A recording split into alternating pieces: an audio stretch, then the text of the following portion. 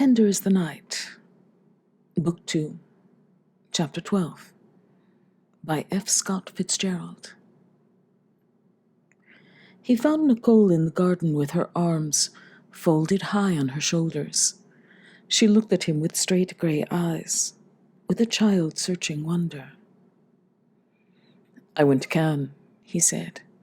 "I ran into Mrs. Spears. She's leaving tomorrow. She wanted to come up and say goodbye to you, but I slew the idea."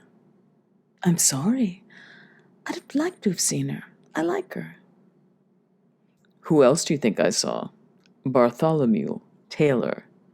"You didn't?" I couldn't have missed that face of his, the old experienced weasel. He was looking over the ground for Ciro's menagerie. They'll all be down next year. I suspected Mrs. Abrams was a sort of outpost. And Baby was outraged the first summer we came here. They don't really give a damn where they are, so I don't see why they don't stay and freeze in Deauville. Can't we start rumors about cholera or something? I told Bartholomew that some categories died off like flies here. I told him the life of a suck was as short as the life of a machine gunner in the war. You didn't. No, I didn't, he admitted. He was very pleasant. It was a beautiful sight, he and I shaking hands there on the boulevard, the meeting of Sigmund Freud and Ward McAllister. Dick didn't want to talk. He wanted to be alone so that his thoughts about work and the future would overpower his thoughts of love and today. Nicole knew about it, but only darkly and tragically, hating him a little in an animal way, yet wanting to rub against his shoulder. "The darling," Dick said lightly. He went into the house, forgetting something he wanted to do there, and then remembering it was the piano. He sat down, whistling, and played by ear. "Just picture you upon my knee, with tea for two and two for tea, and me for you and you for me." The melody flowed, a sudden realization that Nicole, hearing it, would guess quickly at a nostalgia for the past fortnight. He broke off with a casual chord and left the piano. It was hard to know where to go. He glanced about the house that Nicole had made, that Nicole's grandfather had paid for. He owned only his workhouse and the ground on which it stood. Out of $3,000 a year and what dribbled in from his publications, he paid for his clothes and personal expenses, for cellar charges, and for Lanier's education, so far confined to a nurse's wage. Never had a move been contemplated without Dick's figuring his share. Living rather ascetically, traveling third class when he was alone, with the cheapest wine, and good care of his clothes, and penalizing himself for any extravagances, he maintained a qualified financial independence. After a certain point, though, it was difficult. Again and again it was necessary to decide together as to the uses to which Nicole's money should be put. Naturally, Nicole, wanting to own him, wanting him to stand still forever, encouraged any slackness on his part, and in multiplying ways he was constantly inundated by a trickling of goods and money. The inception of the idea of the Cliff Villa, which they had elaborated as a fantasy one day, was a typical example of the forces divorcing them from the simple arrangements in Zurich. Wouldn't it be fun if... It had been, and then, won't it be fun when? It was not so much fun. His work became confused with Nicole's problems.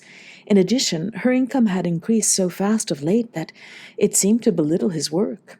Also, for the purpose of her cure, he had many years pretended to a rigid domesticity from which he was drifting away, and this pretense became more arduous in this effortless immobility in which he was inevitably subjected to microscopic examination. When Dick could no longer play what he wanted to play on the piano, it was an indication that life was being refined down to a point.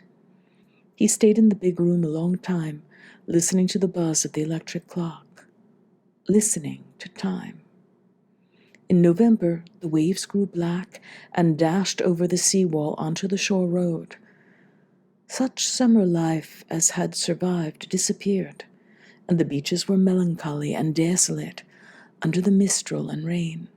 Gauss's hotel was closed for repairs and enlargement, and the scaffolding of the summer casino at Juan-les-Pins grew larger and more formidable. Going into Cannes or Nice, Dick and Nicole met new people, members of orchestras, restaurateurs, horticultural enthusiasts, shipbuilders, for Dick had bought an old dinghy, and members of the syndicate d'Initiative. They knew their servants well and gave thought to the children's education. In December, Nicole seemed well knit again. When a month had passed without tension, without the tight mouth, the unmotivated smile, the unfathomable remark, they went to the Swiss Alps for the Christmas holidays. Chapter 13. With his cap, Dick slapped the snow from his dark blue ski suit before going inside. The great hall, its floor pockmarked by 2 decades of hobnails, was cleared for the tea dance, and 80 young Americans, domiciled in schools near Stade, bounced about to the frolic of Don't Bring Lulu, or exploded violently with the first percussions of the Charleston. It was a colony of the young, simple, and expensive. The Sturmtruppen of the rich were St. Moritz. Baby Warren felt that she had made a gesture of renunciation in joining the divers here. Dick picked out the 2 sisters easily across the delicately haunted, soft-swaying room. They were poster-like, formidable in their snow costumes, Nicole's of cerulean blue, Baby's of brick red. The young Englishman was talking to them, but they were paying no attention, lulled to the staring point by the adolescent dance. Nicole's snow-warm face lighted up further as she saw Dick. "Where is he?" "He missed the train. I'm meeting him later." Dick sat down, swinging a heavy boot over his knee. "You 2 look very striking together. Every once in a while I forget we're in the same party and get a big shock at seeing you." Baby was a tall, fine-looking woman, deeply engaged in being almost 30. Symptomatically, she had pulled 2 men with her from London, one scarcely down from Cambridge, one old and hard with Victorian lecheries. Baby had certain spinster's characteristics. She was alien from touch. She started if she was touched suddenly, and such lingering touches as kisses and embraces slipped directly through the flesh into the forefront of her consciousness. She made few gestures with her trunk. Her body proper, instead, she stamped her foot and tossed her head in almost an old-fashioned way. She relished the foretaste of death, prefigured by the catastrophes of friends. Persistently, she clung to the idea of Nicole's tragic destiny. Baby's younger Englishman had been chaperoning the women down appropriate inclines and harrowing them on the bob run. Dick, having turned an ankle in a too ambitious telemark, loafed gratefully about the nursery slope with the children, or drank kvass with the Russian doctor at the hotel. "Please be happy, Dick," Nicole urged him. "Why don't you meet some of the Ickledurls and dance with them in the crowd?" "What would I say to them?" Her low, almost harsh voice rose a few notes, simulating a plaintive coquetry. "Say, Ickledurl, oh, is the prettiest thing. What do you think you say?" "I don't like Ickledurls. They smell of Castle soap and peppermint. When I dance with them, I feel as if I'm pushing a baby carriage." It was a dangerous subject. He was careful to the point of self-consciousness to stare far over the heads of young maidens. "There's a lot of business," said Baby. "First place, there's news from home. The property we used to call the station property. The railroad only bought the center of it at first. Now they've bought the rest, and it belonged to Mother. It's a question of investing the money." Pretending to be repelled by this gross turn in the conversation, the Englishman made for a girl on the floor, following him for an instant with the uncertain eyes of an American girl in the grip of a lifelong Anglophilia. Baby continued defiantly. "It's a lot of money. It's 300,000 apiece. I keep an eye on my own investments, but Nicole doesn't know anything about securities. I don't suppose you do either." "I've got to meet the train," Dick said, evasively. Outside, he inhaled damp snowflakes that he could no longer see against the darkening sky. 3 children sledding past shouted a warning in some strange language. He heard them yell at the next bend, and a little farther on, he heard sleigh bells coming up the hill in the dark. The holiday station glittered with expectancy, boys and girls waiting for new boys and girls. And by the time the train arrived, Dick had caught the rhythm and pretended to be Franz Gregorovius, that he was clipping off a half hour from an endless roll of pleasures. But Franz had some intensity of purpose at the moment that fought through any superimposition of mood on Dick's part. "I may get up to Zurich for a day," Dick had written, "or you can manage to come to Lausanne." Franz had managed to come all the way to Stade. He was 40. Upon his healthy maturity reposed a set of pleasant official manners, but he was most at home in a somewhat stuffy safety from which he could despise the broken rich whom he re-educated. His scientific heredity might have bequeathed him a wider world, but he seemed to have deliberately chosen the standpoint of an humbler class, a choice typified by his selection of a wife.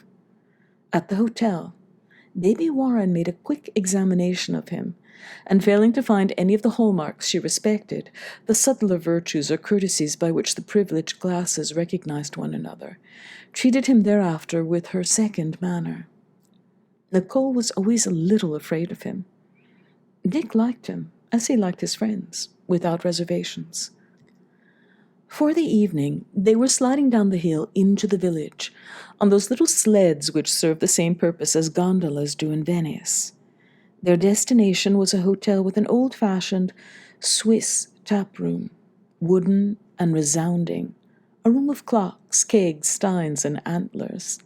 Many parties at long tables blurred into one great party, and ate fondue, a peculiarly indigestible form of Welsh rarebit, mitigated by hot-spiced wine. It was jolly in the big room. The younger Englishman remarked it, and Dick conceded that there was no other word. With the pert, heady wine, he relaxed, and pretended that the world was all put together by the gray-haired men of the golden 90s, who shouted old glees at the piano, by the young voices and the bright costumes, toned into the room by the swirling smoke. For a moment he felt that they were in a ship with landfall just ahead. In the faces of all the girls was the same innocent expectation of the possibilities inherent in the situation and the night. He looked to see if that special girl was there, and got an impression that she was at the table behind them. Then he forgot her, and invented a rigmarole, and tried to make his party have a good time. "I must talk to you," said Franz in English. "I have only 24 hours to spend here." "I suspected you had something on your mind." "I have a plan that is so marvelous." His hand fell upon Dick's knee. "I have a plan that will be the making of us two." "Well?" "Dick, there is a clinic we could have together, the old clinic of Brown, on the Zuckersee. The plant is all modern except for a few points. He is sick. He wants to go up in Austria, to die probably. It is a chance that is just insuperable. You and me, what a pair! Don't say anything yet until I finish." From the yellow glint in Baby's eyes, Dick saw she was listening. "We must undertake it together. It would not bind you too tight. It would give you a base, a laboratory, a center. You could stay in residency no more than half the year. When the weather is fine. In winter, you could go to France or America and write your texts fresh from clinical experience. He lowered his voice. And for the convalescents in your family, there are the atmosphere and regularity of the clinic at hand. Dick's expression did not encourage this note, so Franz dropped it with the punctuation of his tongue, leaving his lip quickly. We could be partners. I, the executive manager, you, the theoretician, the brilliant consultant, and all that. I know myself. I know I have no genius, and you have. But in my way, I am thought very capable. I am utterly competent at the most modern clinical methods. Sometimes for months I have served as the practical head of the old clinic. The professor says this plant is excellent. He advises me to go ahead. He says he's going to live forever and work up to the last minute. Dick formed imaginary pictures of the prospect as a preliminary to any exercise of judgment. "What's the financial angle?" he asked. Franz threw up his chin, his eyebrows, the transient wrinkles of his forehead, his hands, his elbows, his shoulders. He strained up the muscles of his legs so that the cloth of his trousers bulged, pushed up his heart into his throat, and his voice into the roof of his mouth. There we have it. Money, he bewailed. I have little money. The price in American money is $200,000. The innovation are, he tasted the coinage doubtfully, steps that you will agree are necessary will cost $20,000 American. But the clinic is a gold mine, I tell you. I haven't seen the books. For an investment of $220,000, we have an assured income of... Baby's curiosity was such that Dick brought her into the conversation. "In your experience, baby," he demanded, "have you found that when a European wants to see an American very pressingly, it is invariably something concerned with money?" What is that? She said innocently. This young private nonsense thinks that he and I ought to launch into big business and try to attract nervous breakdowns from America. Worried, Franz stared at Baby as Dick continued. "But who are we, Franz? You bear a big name, and I've written 2 textbooks. Is that enough to attract anybody? I haven't got that much money. I haven't got a tenth of it." Franz smiled cynically.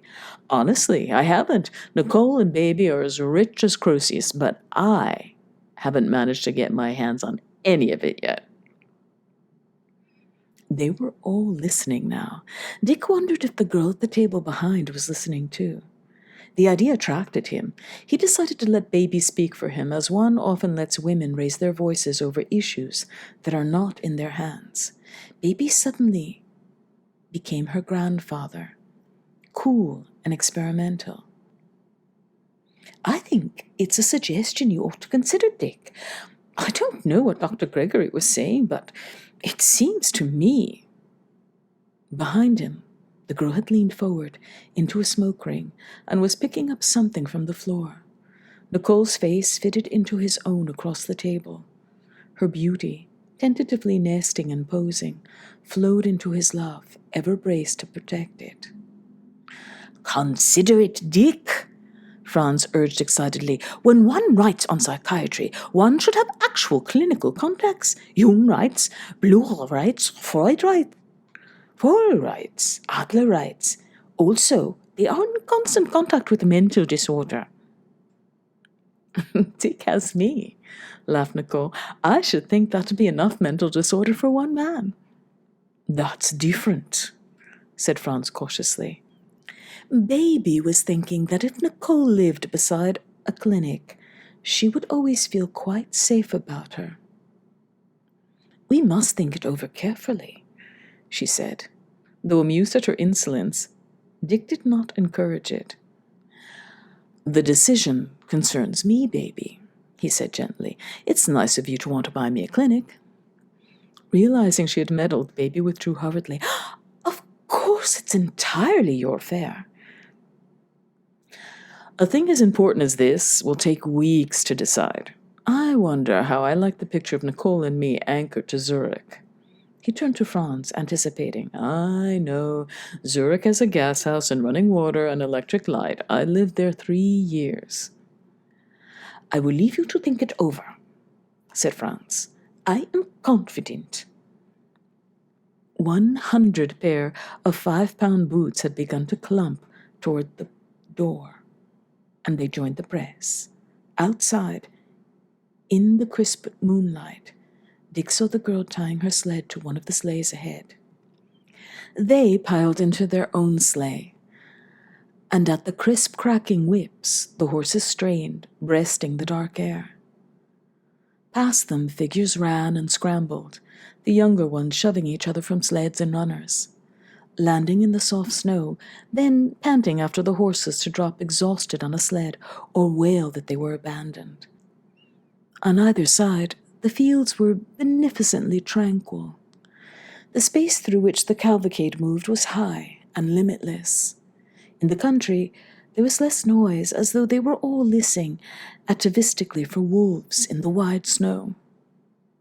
In Saanen, they poured into the municipal dance, crowded with cowherders, hotel servants, shopkeepers, ski teachers, guides, tourists, peasants. To come into the warm and close place, after the pantheistic animal feeling without, was to reassume some absurd and impressive knightly name, as thunderous as spurred boots in a war, as football cleats on the cement of a locker-room floor. There was conventional yodeling, and the familiar rhythm of it separated Dick from what he had first found romantic in the scene. At first he thought it was because he had hounded the girl out of his consciousness. Then it came to him, under the form of what Baby had said. We must think it over carefully. And the unsaid lines back of that.